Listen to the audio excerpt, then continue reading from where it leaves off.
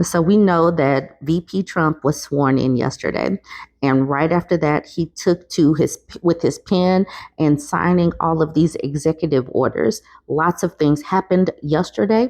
Here are some of the lowlights. So this person, Catherine Clark, reported just hours after taking the oath of office, Donald Trump took down reproductiverights.gov, a website to help women find health care and understand their rights. They're wasting no time assaulting freedom. Here's an article from CBS. It says government website offering reproductive health information goes offline. Government website reproductiverights.gov appeared to be offline on the evening of President Donald Trump's inauguration. The site launched in 2022 by the U.S. Department of Health and Human Services as part of a public awareness campaign and contained information on access to abortion and reproductive health care and a Know Your Rights patient fact sheet. Reproductive health care, including access to birth control and safe and legal abortion care, is an essential part of your health and well-being. A statement on the website read, while Roe v. Wade was overturned, abortion remains legal in many states and other reproductive health care services remain protected by law. The site affirmed that most employer-based health plans and private health insurance plans are required to cover certain prescription birth control methods under the ACA, which Trump has made calls to repeal. It also displayed a list of other services covered by most insurance plans, including breast and cervical cancer screenings, prenatal care, and HIV screenings. The site reiterated that while abortion legality varies by state, mifepristone in a regimen with misoprostol, otherwise known as a medication abortion, has been approved by the FDA and is safe and effective when used correctly. The second low light. So this is a post from Brian Tyler Cohen. Trump just rescinded an executive order issued by President Biden to lower prescription drug costs for people on Medicare and Medicaid. So let's just rescind that. Who needs lower drug costs? So this is from a Newsweek article. It says Trump in the executive order said the previous administration has embedded deeply unpopular, inflationary, illegal, and radical practices within every agency and office of the federal government. He added, the revocations within this order will be the first of many steps the United States federal government will take to repair our institutions and our economy. In response to Trump's rolling back of the executive order, the Democratic National Committee Rapid Response Director Alec Floyd released the following statement. Trump is already following through on his dangerous plans to jack up the cost of drugs to appease his billionaire backers after the Biden-Harris administration took on Big Pharma and won. Trump is again proving that he lied to American people and doesn't care about lowering costs, only what's best for himself and his ultra-rich friends. What happens next? While the executive order has been rescinded, existing laws and regulations governing prescription drug pricing and Medicare and Medicaid policies remain in effect. However, the measures from the previous administration that they say were designed to save on costs has now been disrupted. So we'll see if the prices go back up. I'm totally sure that nobody benefited from lower drug costs. The third low light, they took away the Spanish language option on the White House website. So they're revamping the website and they added a montage of, Trump going back into the office. And it says the White House, President Donald J. Trump. A tagline for the new website says after the video montage ends, users are then taken to the new homepage that features a large cutout image of Trump pointing and the message, America is back. Various components of the Biden administration's White House website are gone, such as a feature that allows users to change the language to Spanish and a contact form that asks users for their pronouns. Now the website features 3 main pages, news, administration, and issues.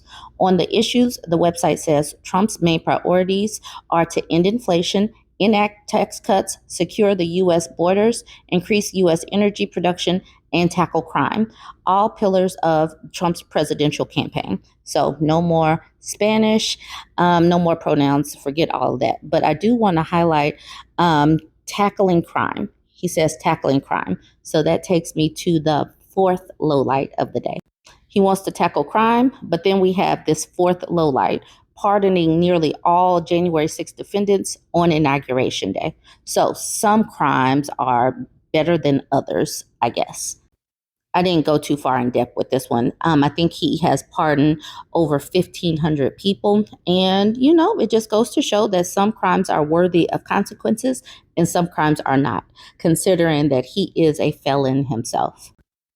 Fifth low light, and I'm totally sure that this is going to impact so many people. They're making them go back into the office. No more hybrid models for people. No more work from home. DHS acting secretary orders employees to return to office. Okay, some of this article. It continues. What first seemed like a pulling back of sorts from remote work now appears to be a full-blown backlash. More and more companies and their executives are announcing return to office mandates and developing policies to wholly end remote work arrangements for employees. It's the Department of Homeland Security this time. DHS administers President Trump's order to end remote work. On Monday, Trump began his second term by ordering an end to remote work via executive order for the federal government employees. The acting head of DHS, Benjamin Huffman, is demonstrating that he received the message. Huffman ordered a full end to remote work for DHS employees the same day. Ending remote work is becoming popular. Remote work expanded and strengthened over the past 5 years, and governments and corporations led the way. Now it's precisely governments and corporations that are leading the way for its downfall. DHS gives employees 30 days to comply with the end to remote work. Huffman informed DHS employees that the percentage of time allocated for remote work is unacceptable. In the memo, ABC News verified, Huffman informs that it is the policy of this agency for employees to work at their duty station, whether in an office or in the field, to the maximum extent. Huffman's executive team has 30 days to execute his orders and ensure all employees are in compliance with the new in-person, in-office policy, or that they provide evidence or documentation to support the contrary. Huffman has requested a full listing of every single employee who, after 30 days, still isn't working in person. These individuals will need to provide an acceptable reason for consideration or likely need to make alternative employment decisions. So I think I said that was the fifth low light. So I think this is the sixth. Migrants weep in Mexico as Trump admin cancels all appointments for Biden's CBD1 app immediately after swearing in. So he cancels everybody's appointments. Migrants waiting to enter the U.S. using the CBP1 app broke down in tears after their appointments were canceled the moment Trump took office Monday, just the first of the sweeping border actions the new administration prepared for the first day.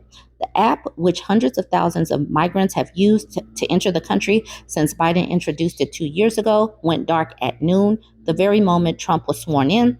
Migrants were no longer able to make immigration appointments, and the app showed a message that any outstanding interview dates were canceled.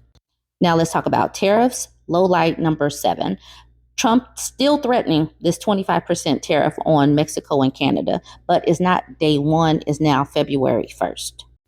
Trump said in an Oval Office signing ceremony Monday evening that his administration will impose 25% tariffs on Mexico and Canada on February 1st, an extraordinary change in the North American trade policy that could raise prices for American consumers. Trump still outlined his broader trade policy for his second term in an executive action Monday, but that action, described by sources as a placeholder, doesn't institute new global tariffs that Trump promised on day one. As a candidate, Trump proposed sweeping and across-the-board tariffs up to 20% on imports from all countries and with a 25% tax on goods from Mexico and Canada, plus a punishing levy on goods from China. He also pledged to use tariffs as a negotiation tool on all countries. So that's what we have as far as our lowlights go. Yay. It's just, we're in for a treat for the next few years, and this is just day one. This is going to be exhausting to report on, but I'm totally sure that the price of eggs will go down. All right, y'all, join in. Let me know what you have seen. Don't forget to like, comment, and share.